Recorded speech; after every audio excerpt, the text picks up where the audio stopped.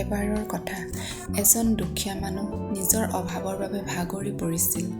অভাৱ অনাটনৰ বাবে তেওঁ নিজৰ পৰিয়ালটো ভালদৰে চম্ভালিব পৰা নাছিল। তেওঁ দুবেলা দুমুঠি খোৱাৰ যোগাৰ কৰিবও পৰা নাছিল।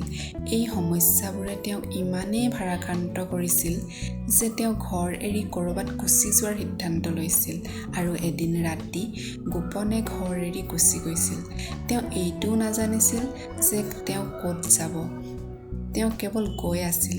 গৈ দেখিলে যে নদীৰ পাৰত মহাত্মা বুদ্ধই শিষ্যসকলৰ লগত বহি আছে। তেওঁলোকক দেখি তেওঁ ভাবিবলৈ ধৰিলে যে তেওঁ সন্ন্যাসী হৈ যাব আৰু তেওঁলোকৰ লগতে ঘূৰি ফুৰিব। এইটো সিদ্ধান্ত লৈ তেওঁ মহাত্মা বুদ্ধৰ ওচৰলৈ গ'ল আৰু তেওঁৰ চৰণত পৰি ক'বলৈ ধৰিলে যে তেওঁক শিষ্য হিচাপে গ্ৰহণ কৰি বুদ্ধদেৱৰ লগতে ৰাখে যেন। মহাত্মা বুদ্ধই মানুহজনৰ ফালে গম্ভীৰভাৱে চালে আৰু হাঁহি মাৰি ক'বলৈ ধৰিলে যে ঠিক আছে, মই তোমাক শিষ্য হিচাপে গ্ৰহণ কৰিছোঁ আৰু আজিৰ পৰা তুমিও আমাৰ এই যাত্ৰাৰ অংশীদাৰী হ'বা। পিছদিনা যেতিয়া ৰাতিপুৱা হ'ল, বাকীবোৰ শিষ্যৰ লগত তেওঁ মহাত্মা বুদ্ধৰ লগত যাত্ৰা আৰম্ভ কৰিলে। গৰমৰ বতৰ আছিল আৰু বহুত চোকা ৰ'দ আছিল। তথাপিও মহাত্মা বুদ্ধই শিষ্যসকলৰ লগত আগুৱাই গৈ থাকিল। তেওঁলোকে এখন হাবিৰ মাজেদি পাৰ হৈ গৈ থাকোঁতে এজোপা ডাঙৰ গছৰ তলত অলপ সময় জিৰণিৰ বাবে বহিল।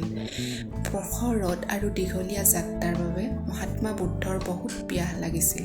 সেইকাৰণে মহাত্মা বুদ্ধই নতুন শিষ্যজনক ক'লে যে ওচৰতে এটা সৰোবৰ আছে, তাৰ পৰা তুমি মোৰ বাবে পানী লৈ আহা।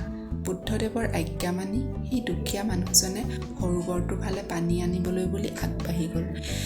যেতিয়া তেওঁ সৰোবৰটো গৈ পালে, তাতে দেখা পালে যে কিছুমান বনৰীয়া প্ৰাণী সৰোবৰটোৰ পানীত বিচৰিত হৈ আছে।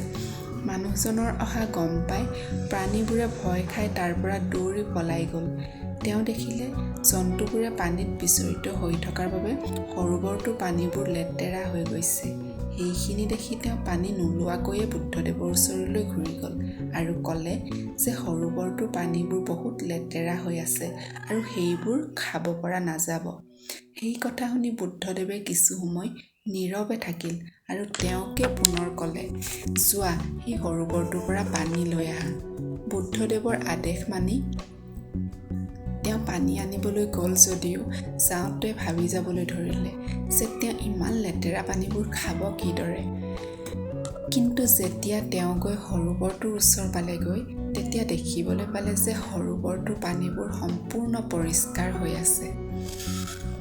তেওঁ মহাত্মা বুদ্ধক সুধিলে যে ইমান কম সময়তে সৰোবৰটোৰ পানী কেনেকৈ ইমান পৰিষ্কাৰ হৈ গ'ল। তেতিয়া ভগৱান বুদ্ধই বুজাই ক'বলৈ ধৰিলে যে যেতিয়া জন্তুবোৰে পানীত খেলি আছিল, তেতিয়া তলৰ বোকাবোৰ ওপৰলৈ উঠি আহিছিল, কিন্তু অলপ সময় শান্তভাৱে এৰি দিয়াৰ বাবে তলৰ বোকাবোৰে আকৌ তললৈ বহি গৈছিল আৰু সৰোবৰটোৰ পানী আকৌ পৰিষ্কাৰ হৈ পৰিল।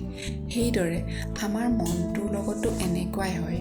জীৱনৰ সমস্যাবোৰ, লৰা ঢপৰা, মনৰ অশান্তিবোৰে আমাৰ মনটো এনেকুৱাই লেতেৰা কৰি পেলায়। সেইবাবে আমি কিবা এটা নিৰ্ণয় লোৱাৰ আগতে শান্তিৰে কথাবোৰ বিবেচনা কৰা উচিত। তেতিয়াহে আমাৰ সিদ্ধান্তবোৰ সঠিক হ'ব। বেয়া সময়বোৰত মানুহে কেতিয়াও ধৈৰ্য হেৰুৱাব নালাগে।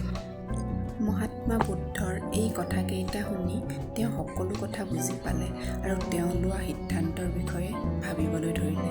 তেওঁ বুজি পালে যে তেওঁ ঘৰ এৰি আহি ভুল কৰিছে।